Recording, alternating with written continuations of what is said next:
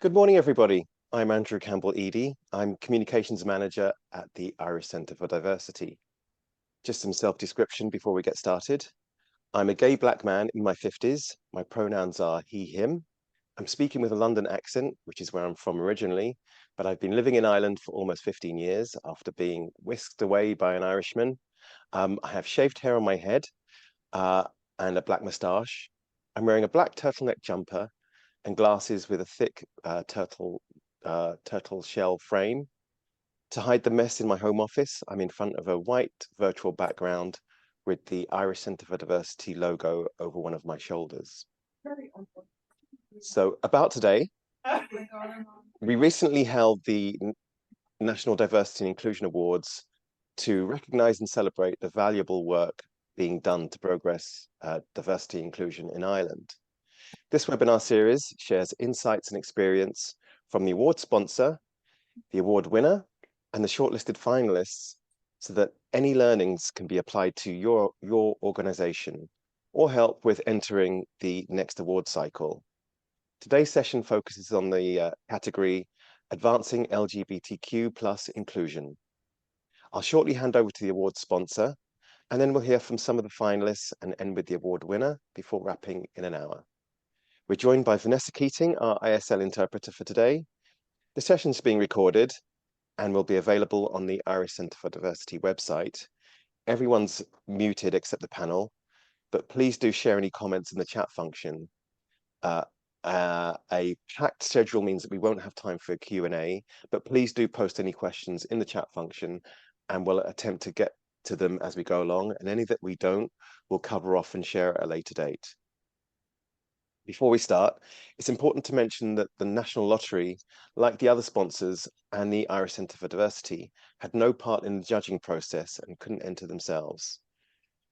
Without further ado, I'm very pleased to introduce our host for today's session, Liz Shouldice, Chief People Officer at the National Lottery, who will shine a light on their organisation's EDI advances and lead what is sure to be an informing conversation.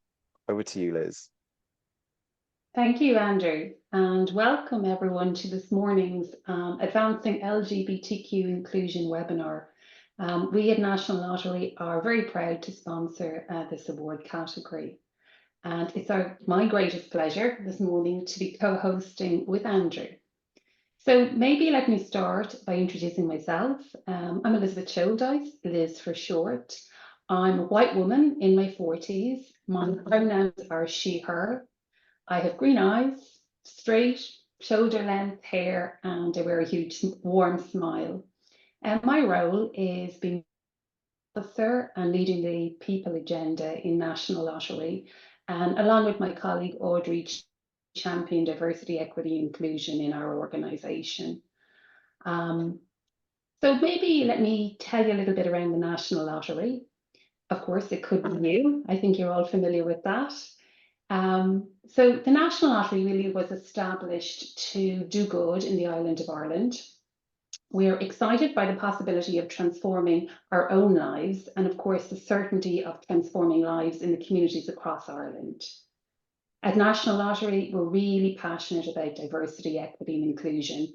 And we have been on our own journey over the last number of years to create a culture which I would say is very inclusive, and really where all our people feel like they belong and where we can show up as ourselves day in, day out and really do our best in our roles. We work very hard at embedding DE&I in our day-to-day work practices. So what that looks like for us really is around really effective communication, educating and participating in key events, ensuring that the fundamentals like our policies and practices and of course our facilities are really focused towards being inclusive. And we participate in a series of support networks. We've built great strategic partnerships, and everything we do around employee engagement is threaded with diversity, equity and inclusion themes and initiatives. And I suppose, look, as an organisation, we continue to show our commitment to really creating inclusive and supportive work environments. And that's why for the second year, we have chosen to be the sponsor for the LGBTQ inclusion category, working with Andrew and the team in the Irish Centre for Diversity. And it's really wonderful to see the work that's been led out by so many organisations.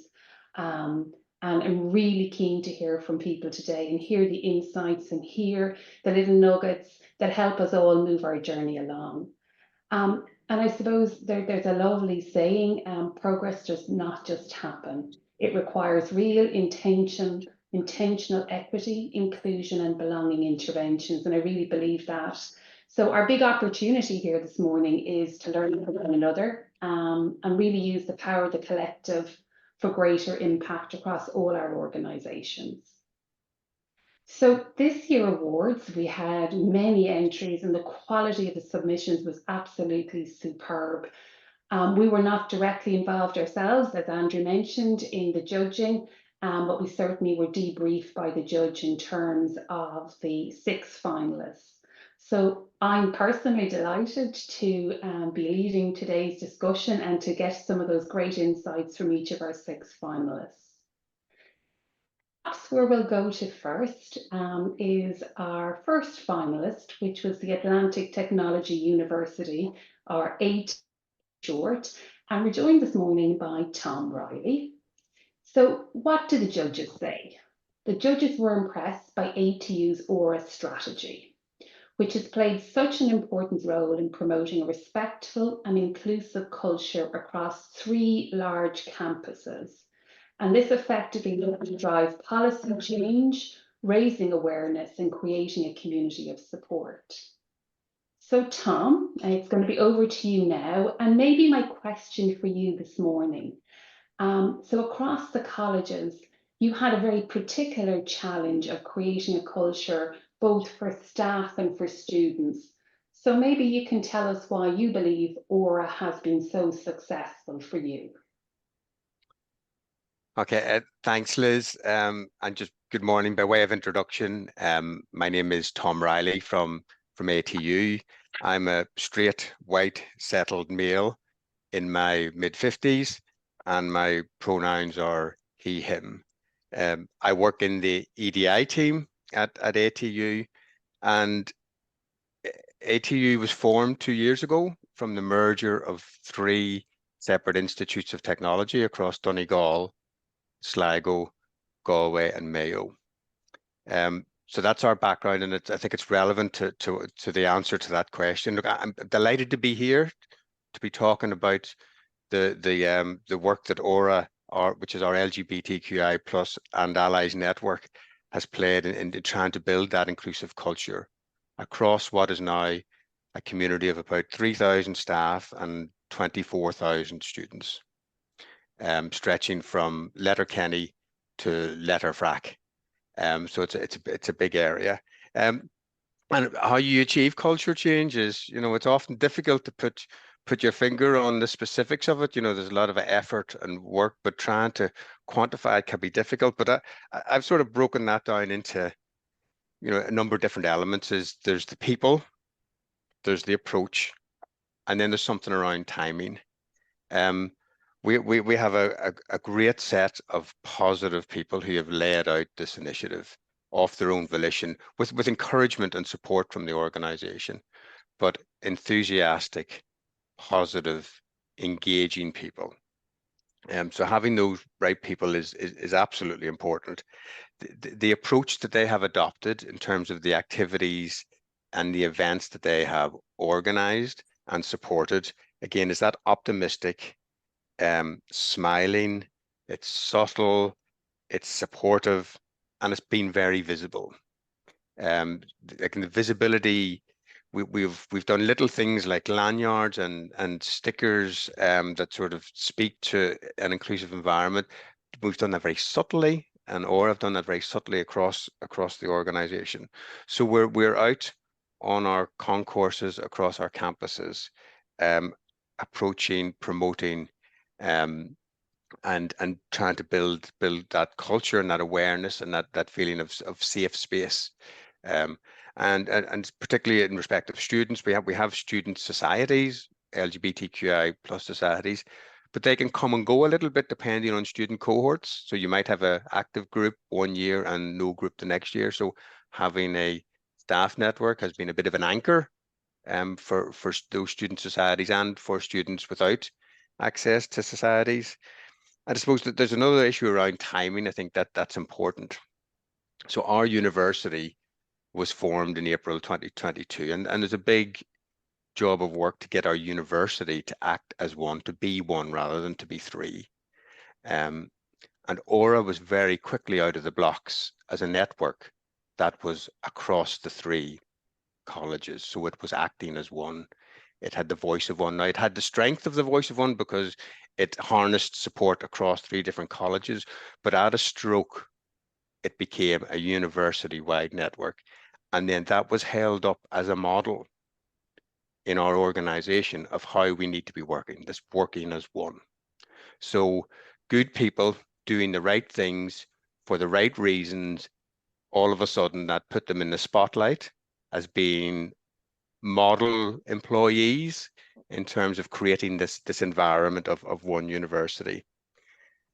And then the other bit of timing, perhaps, well, not perhaps, absolutely much more somber, was our establishment in April 2022 was followed 10 days later with the tragic murder of those two men in Sligo and the vicious attack on the third one.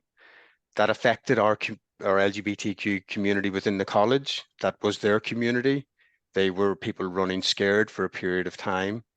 Our university was able to be vocal and outspoken in our support for the LGBT community at that time, and Aura was able to be part of that response, and that at a stroke cemented Aura at the heart of our organization. Almost from the get-go, it was cemented as something that was credible, visible, and important to the university. So so that's timing. That's there's misfortune around that, but again, the right people doing the right things, opportunity presents, and then progress can be made. And now 2 years down the line, we have an absolutely established network that's visible, that's present, that's supporting, and is promoting an inclusive culture from its activities. And we've recently developed a number of policies, an EDI policy and a gender identity and expression policy. And one of the groups on the list to be consulted automatically is our Aura network, because they now are recognized as the voice of the LGBTQ community, both from a staff perspective and from a student perspective. So that's it in a nutshell. There's a bit of magic in there. You don't know why some things gain traction and others don't, but I think doing the right thing, doing it in the right way helps, and then opportunity comes along. Does that help, Liz? That is fantastic, Tom. Look, thank you for those lovely insights. And I can see that the Aura strategy is really progressive and far-reaching across your campuses. And I love the piece around people, approach, timing, and good people doing the right thing in the right way. So lovely. Look, thanks so much for those insights. Okay. Yep. Right. So our second finalist then is Bus Éireann. And we have Martha Maloney join us today, who's going to tell us a little bit around their strategy. So let me just talk a little bit around the judges' feedback first and foremost. So the judges were impressed with Bus Éireann's commitment to providing safe space within the organisation, from non-discrimination policies, unconscious bias training, engagement with local media, as well as active involvement in pride parades to make their support for the LGBTQ community consistent and visible. So Martha, you're very welcome this morning. And I'm just wondering if you can tell us a little bit about yourself first and foremost, and then tell us about how Bus Éireann is creating the safe and respectful space for employees. Thanks, Liz. I am Martha Maloney. I work for Bus Éireann. I am a white Irish woman. I have bright red hair and lots of freckles, and I work in communications and content for Bus Éireann, and I'm also a D&I champion for Bus Éireann. So as you mentioned, Liz, Bus Éireann really is on a journey when it comes to LGBTQ plus inclusion. And this year was really a significant one for us. We spearheaded a multitude of initiatives, some of which you mentioned, including our marketing recruitment diversity and social media engagement, lots of media and local media engagement. But when it comes to creating those safe spaces that you mentioned, I think we took three kind of very distinct approaches with that. This year, Bus Éireann invested in a dedicated series of LGBTQ plus educational workshops. We made those available to the entire workforce, which is almost 3,000 people, 40 different nationalities. We launched an initiative to create internal diversity inclusion champions within the company. So they came from all across the company. They were people who had a desire to become D&I champions. And we now have a panel that will work across the company. Really, this has made quite a difference. It's really fostered a sense of acceptance and understanding among peers and the teams these people are on. And finally, and maybe most importantly, we implemented non-discrimination policies and increased diversity training company-wide.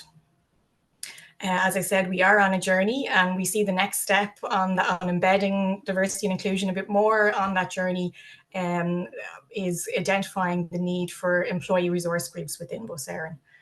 So we've already initiated a body of work with the Irish Centre for Diversity, and we have started research company-wide again, which has included focus groups, which have been one-to-ones and large groups.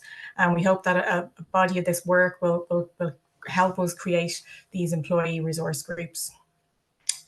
So we see Bus Éireann steering the way in terms of creating a culture of dignity and respect, not only within our own company, but within the transport industry in Ireland overall. Great. Martha, thanks so much for those insights. And look, it really feels like you've really started building strong foundations, looking at your policies and your training. Love the ideas of the educational workshops and making them inclusive. And of course, those employee resource groups, which we know can have such impact. So thank you very much. Thank you. Lovely to hear and for you to share those insights today. So thank you. Okay, so our third finalist today is EY. And we have Alex via Speak joining us this morning. So just let me tell you a little bit, first of all, about the judges' commentary. So the judges were impressed with EY with their Unity network, and in particular, the transformative campaign it drove to review gender identity policies and create social connections across EY. So Alex, you're very welcome. And I know there's a huge amount of work going on across your organisation, and I know you've been heavily involved in initiating the Unity network. So maybe just for the purposes of this webinar this morning, maybe you might just tell us a little bit more about the change that this has driven around gender identity policies in EY.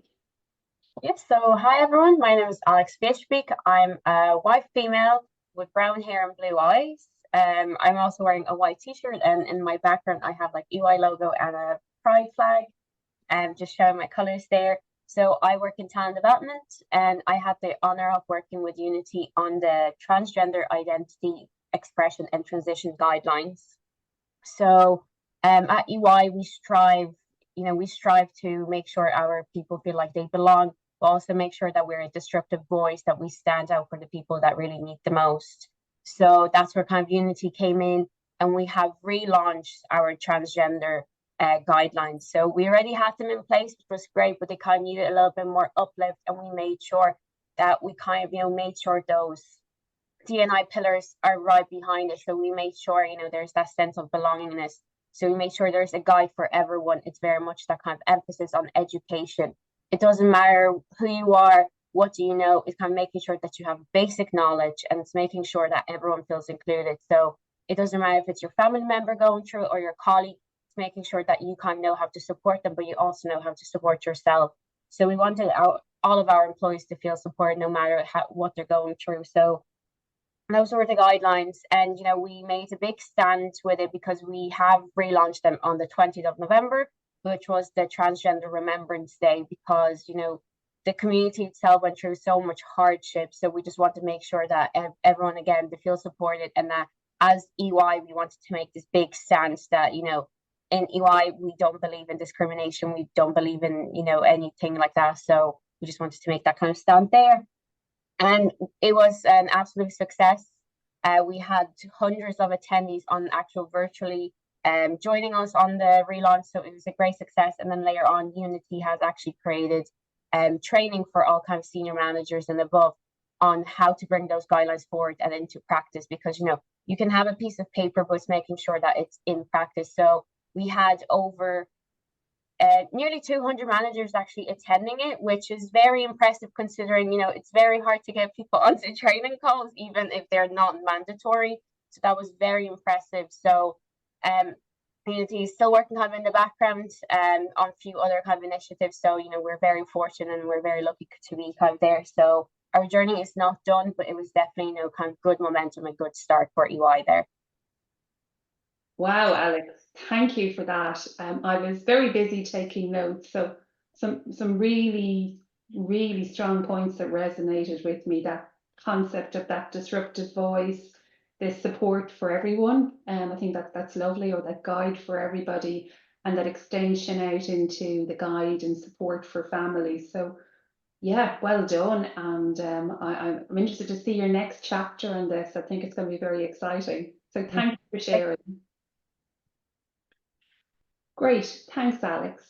Okay, so the fourth finalist in this category was Medtronic, and we're delighted this morning to welcome Chris Hassey. So let me just mention a few words around the judges' feedback. The judges again applauded the clear support from the leadership team in Medtronic for the Pride Network and for your clear commitment to education, advocacy, and community.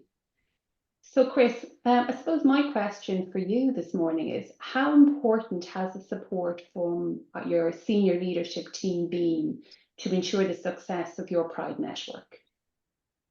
Hi, my name is Chris Hassey. I'm a chemist 2 in the pharma lab in Medtronic. I'm a white gay female in my 40s. My pronouns are her, she. I have shoulder length, light brown hair. I have glasses, lots of freckles, and I'm currently wearing a green jumper. And my background is the Love is Love logo from our Valentine's campaign. So one of Medtronic's mission tenets is recognizing the worth of all employees. So having the leadership support gives us a sense of belonging and validity to the Pride Network. We have 5 sites across Medtronic Ireland.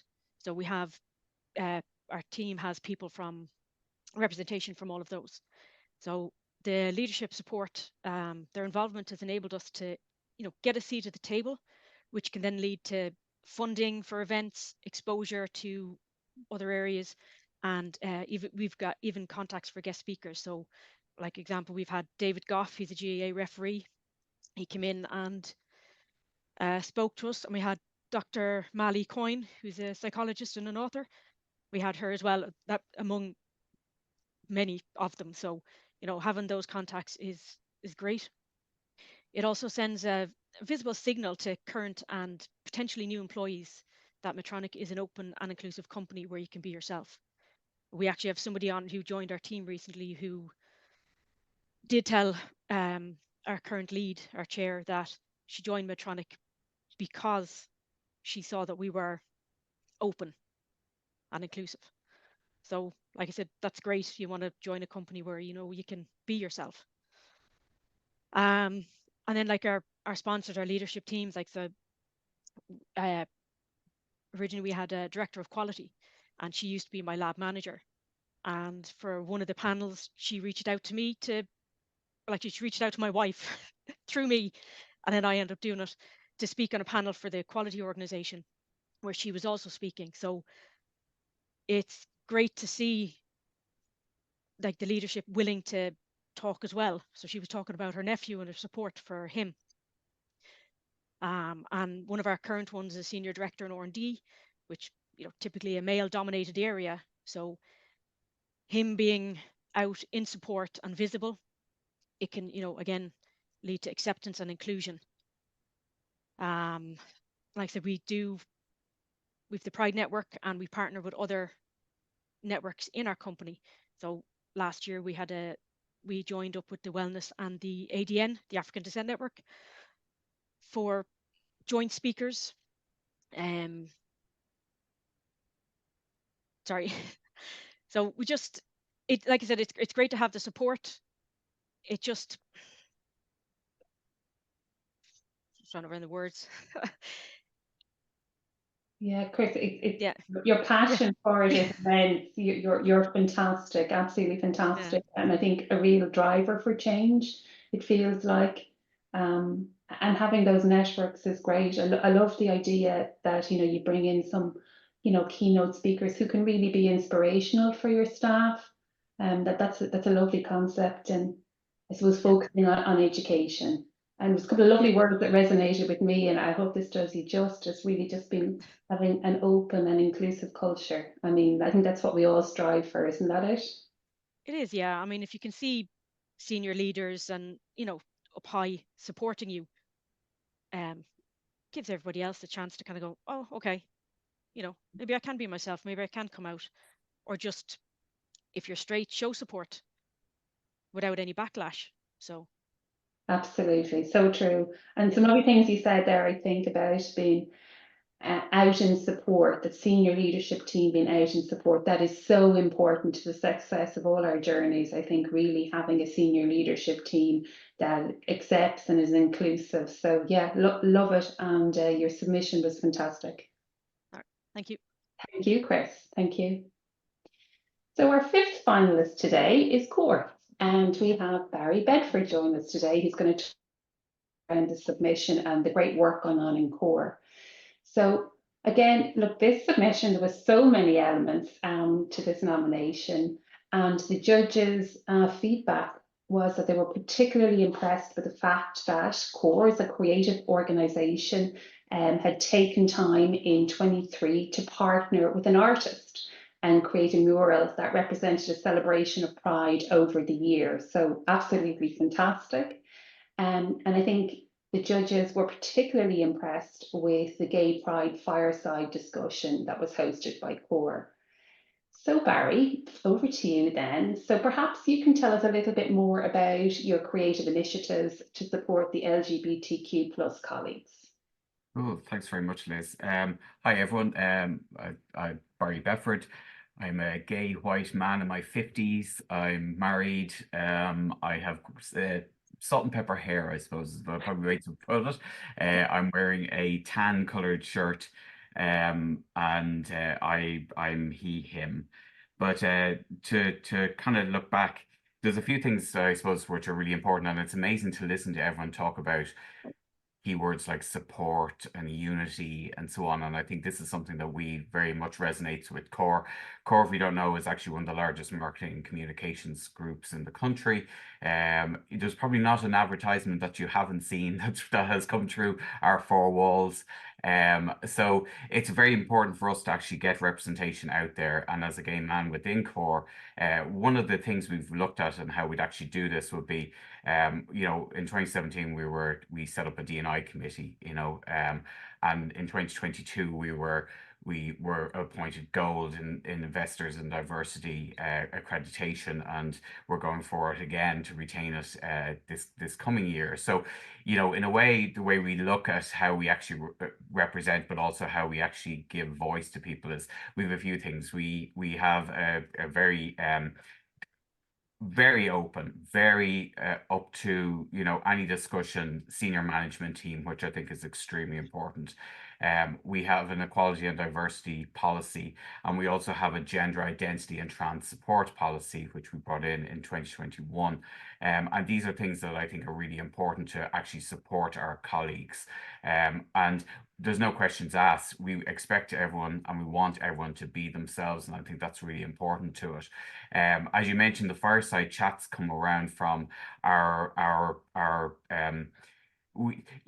we're like every other organization. We kind of have a, Pride is June. I mean, it's in the back of everyone's minds, but at the end of the day, Pride should be all year round. And one of the things we do is fireside chats, and we will often partner with the likes of Belong To or Outhouse, which are two amazing organizations, and we'll often have get representation in from these guys to actually come in and talk to us about certain issues. So one year it was all about trans rights, and so on. So we have fireside discussions. Last year's fireside discussions was the first time we'd actually opened it to clients. And we had Crossy in from FM 104, and we had Lindsay Pete in as, and these are representative, which are showcasing, I suppose, that it's okay to be yourself within an industry, and you can see behind me here is our Out and Proud wall. So this was our mural that we did last year, which we have a fairly big lobby in the building. So we wrapped a wall basically and had everyone color in over the course of June, including clients and so on. So it's black and white here at the moment. We had partnered with an artist called Jackie Sheridan, and everyone took crayons to it, and by the end of the month it was actually a beautifully colored representation of what people felt about rainbows, about life, people wrote comments about it and so on like that on it, but it was just allowing people to be themselves. And then the other piece, I think, which is actually a wider piece for colleagues, just a two kind of pronged thing on this.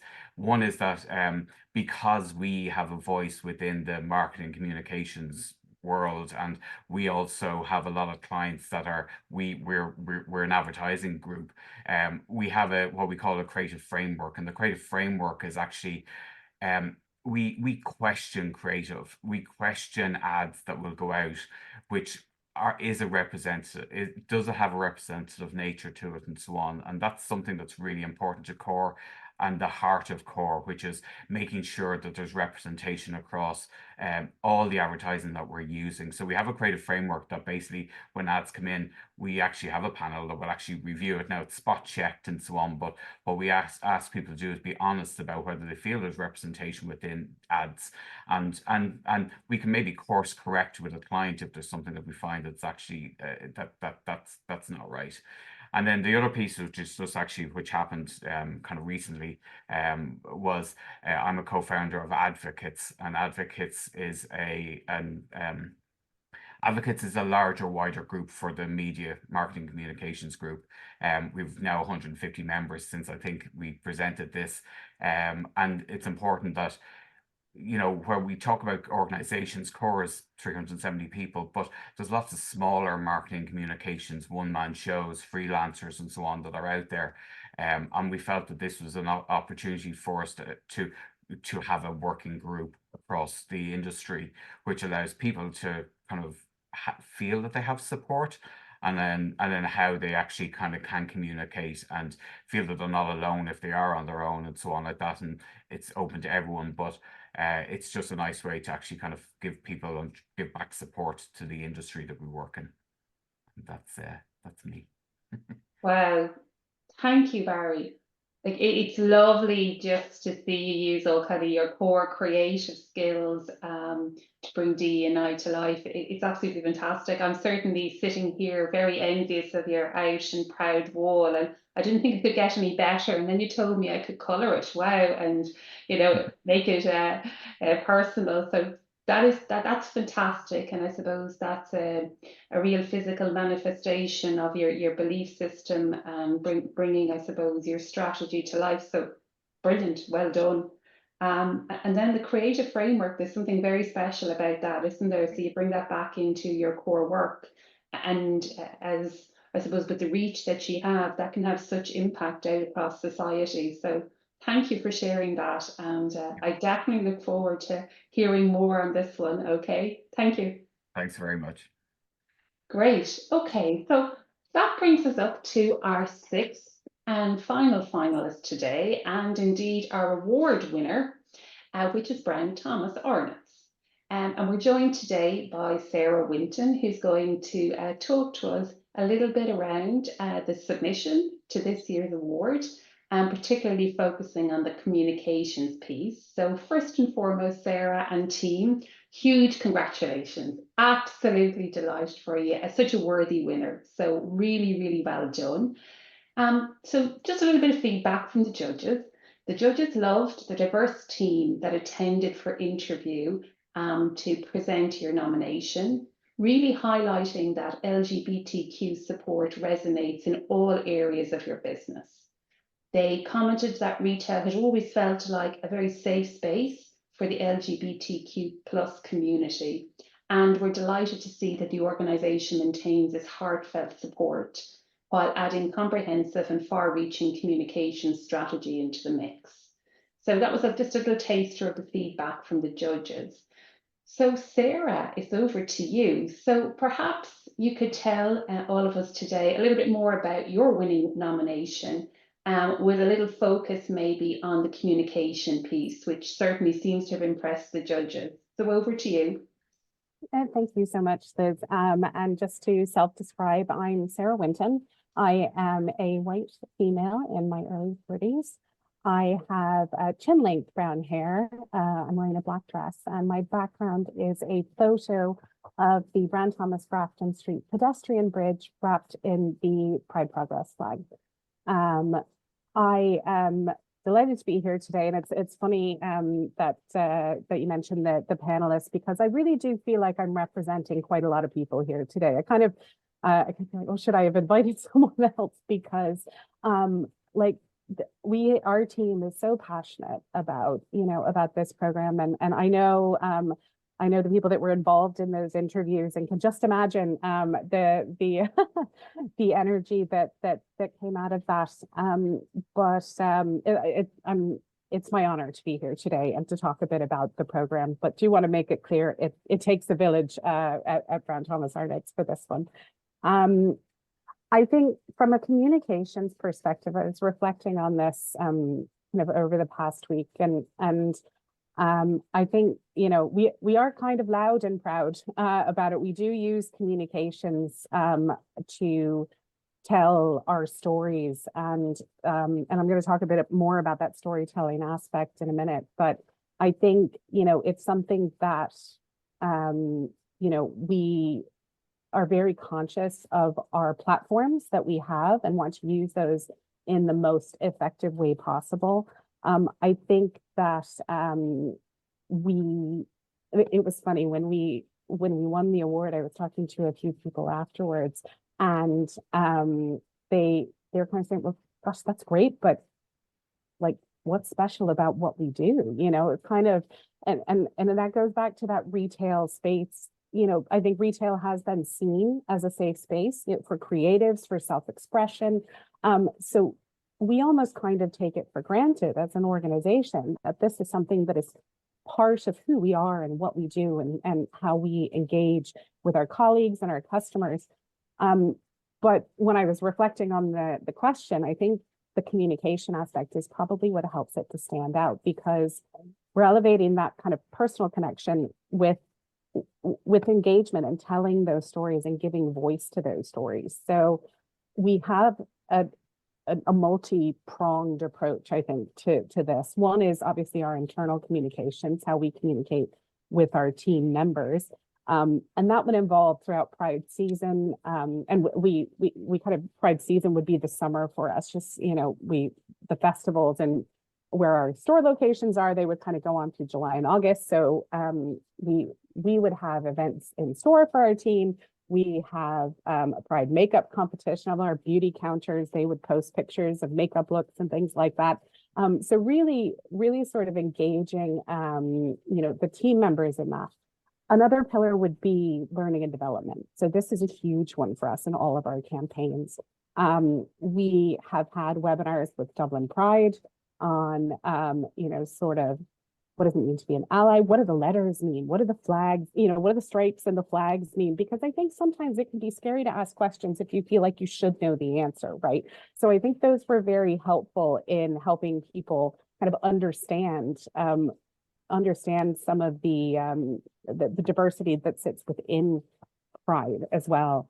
And then I think there's also our social media platform. That's been a huge storytelling piece for us. And last, I'm trying to remember, it was last Pride season.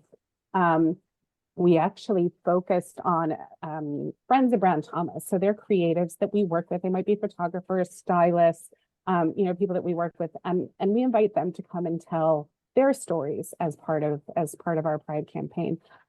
Last year we had Kyle Sven, who's a photographer who works on a lot of our campaigns, interviewed Kieran Gaffney, who runs a storytelling evening. I'm going to do my best to pronounce this correctly, but Shanakia, and I'll give Vanessa a bit of time to spell that out.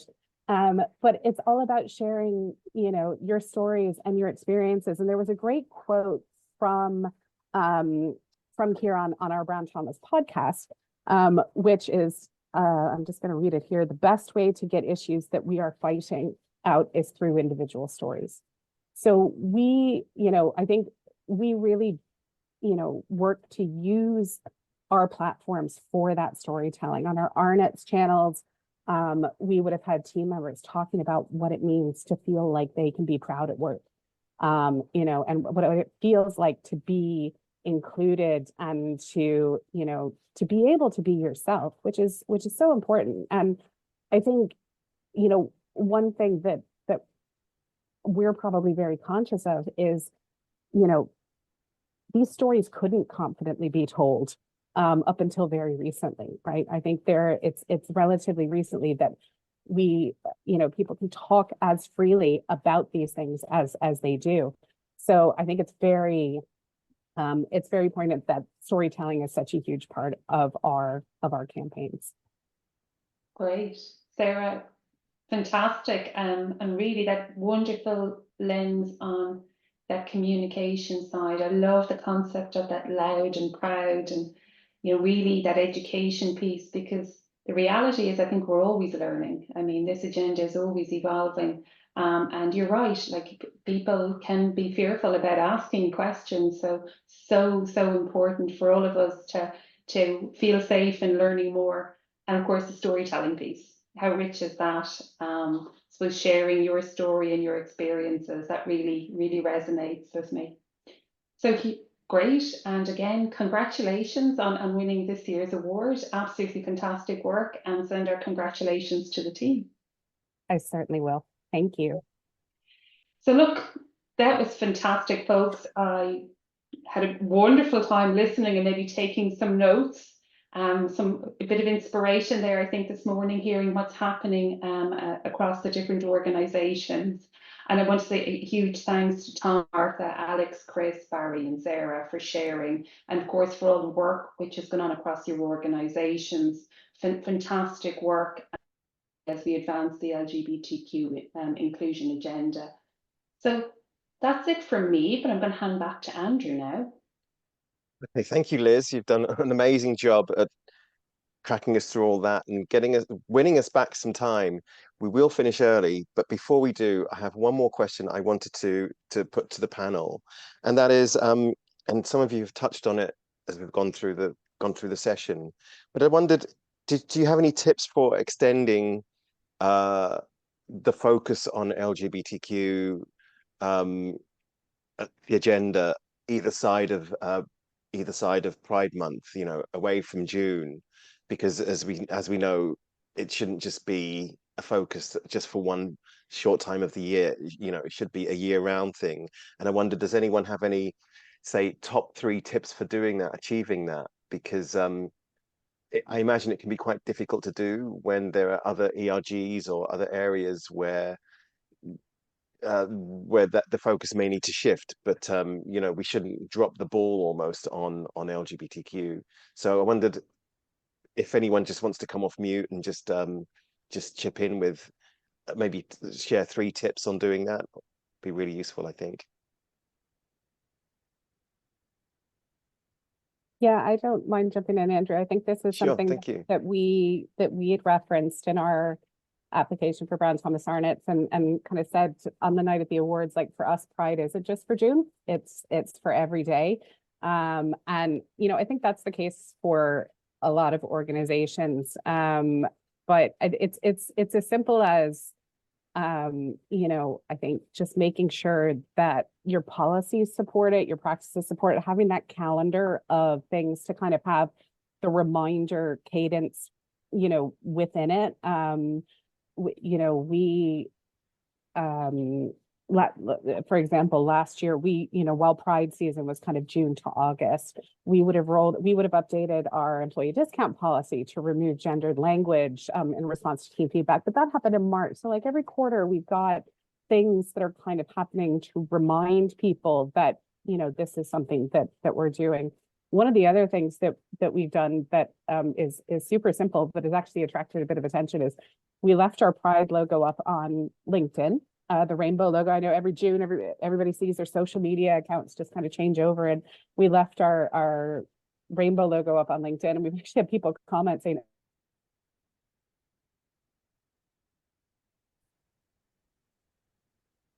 Was it I'm not sure if it's my Wi-Fi or not, but I seem to have lost Sarah. I think we've lost Sarah. Okay.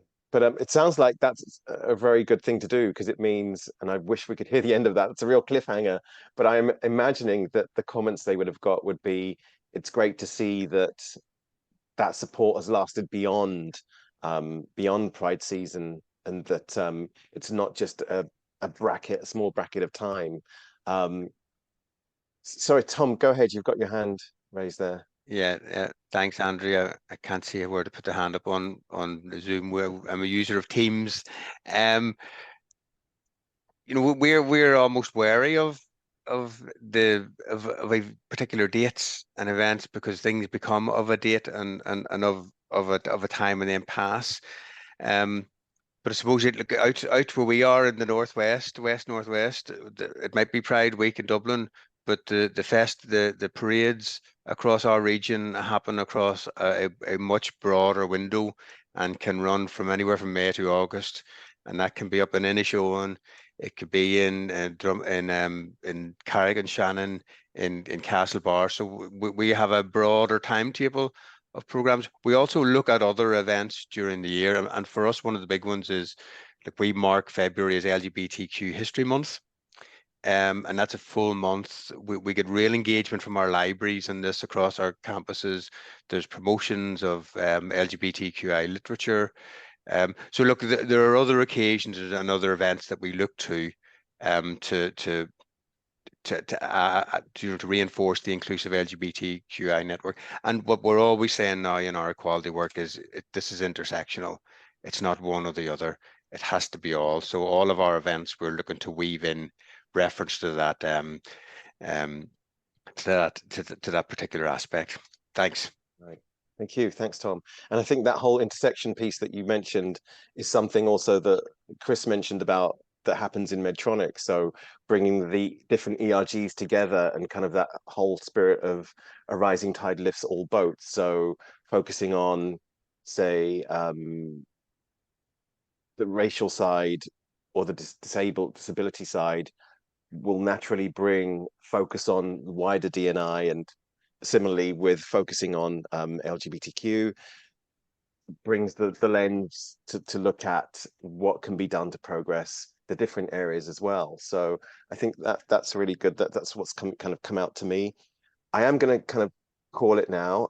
We've got 10 minutes to spare, and I know that some of the panel have to shoot off. So I'll quickly wrap up by just saying what really my takeaways are: the importance of an inclusive and supportive leadership to really drive that cultural change or that cultural improvement that is really supportive and gives people the confidence that they're working in a place that's supportive and is safe for them to be their full selves. That phrase. It's also, it came across to me that there's a lot of value in getting input from outside experts. So people like Belong2, people like Tenny, those sorts of things. Also using those kind of experts to inform clear policies and communicating those policies. And I love that though that kind of looking at policies also includes kind of looking at the trans community, which has become a real touchstone at the moment. And I know that some corporates may feel that it's too much of a hot potato to address. And it's great to see that I think everybody on the call here is tackling that, and in the spirit of nobody left behind and everybody included. So it's great that you're as companies, as corporate entities, are really grasping the metal on that. So thank you very much. And those are my key things. Just really, really good, clear policies, communication, getting engagement all year round. So with that, I am going to call it now. So I just like to say my thank yous from the Irish Centre for Diversity. Well, I'd like to obviously thank you, Liz, and the team at the National Lottery. Thank you to our award finalists. Thank you to our winner, Sarah, from Brown Thomas Arnott's. Thank you to Vanessa, our ISL interpreter. Thank you to the tech team behind the scenes that are making this all possible. And thank you to you for joining us in the audience. If we can help your D&I journey, please contact us through the website, which is www.irishcenterfordiversity.ie. And if you add a /events onto that, that's where you'll find the recording of the other sessions in this series, and that's where you can register for any remaining webinars. This recording will be available shortly. Give us a few days and it'll be there. And with that, I'm gonna call it to a close now. Thank you for joining us, and thank you to our panelists once again. Thank you. Have a good day. Thanks.